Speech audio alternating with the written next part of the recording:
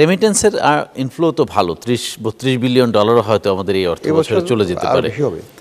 তো আপনারা যে প্রণোদনাটা দীর্ঘদিন ধরে চলে আসছে, আপনি যখন ওই পারে ছিলেন এই প্রণোদনার সমালোচনা আপনি করেছেন, তখন সিচুয়েশন আরও খারাপ ছিল, এখন অনেক ভালো, তারপরেও আপনার আমলেও এই প্রণোদনা চলছে, আপনি এটার পক্ষে কিনা এখনো, বা এটা এখনো রাখতে চান কিনা?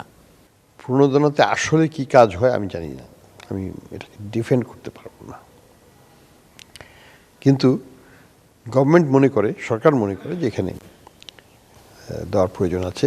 সরকারের সাথে যেহেতু আপনি মিলেমিশেই কাজ করেন, সরকারে যারা আছেন, কেউ আপনার শিক্ষক, কেউ আপনার বন্ধু, তো আপনি আসলে এটা রাখার পক্ষে কিনা, বা এই মেসেজটা আপনি সরকারকে কিভাবে দেন?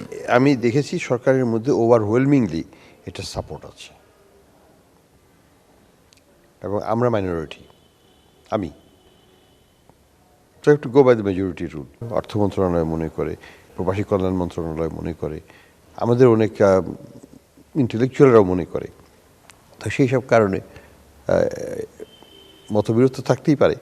আমি মনে করি না যে এটা তেমন কোনো ভূমিকা রাখে বা এটা রাখার দরকার আছে, কারণ আমরা এক্সচেঞ্জ রেটকে বাজার ভিত্তিক করে দিয়েছি এবং সেটাই সবচেয়ে বড় পাওনা।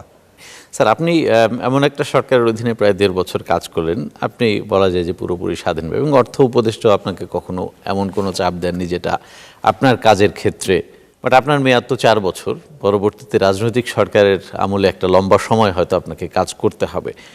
আপনার আসলে কি মনে হয় আপনি কাজ করতে পারবেন কিনা তাদের সাথে? আমি এই পথটা নিয়েছি বিকজ অফ এটা আমাকে দেশের এবং এই আর্থিক খাতের একটা সংকটময় সময়ে একটা অবদান রাখার সুযোগ করে দিয়েছে আমাকে। It's a call for duty, it's my obligation to serve the nation. আমি সেই অ্যাঙ্গেল থেকে এটাকে দেখছি। যতদিন পর্যন্ত সঠিকভাবে ভালোভাবে I can serve the country, I will serve ইট। যদি কোনো সময় কোনো কারণে সেই পরিস্থিতি না থাকে, তাহলে তো আর সেখানে থাকার কোনো যৌক্তিকতা থাকে না, সেটা অন্য বিষয় তো।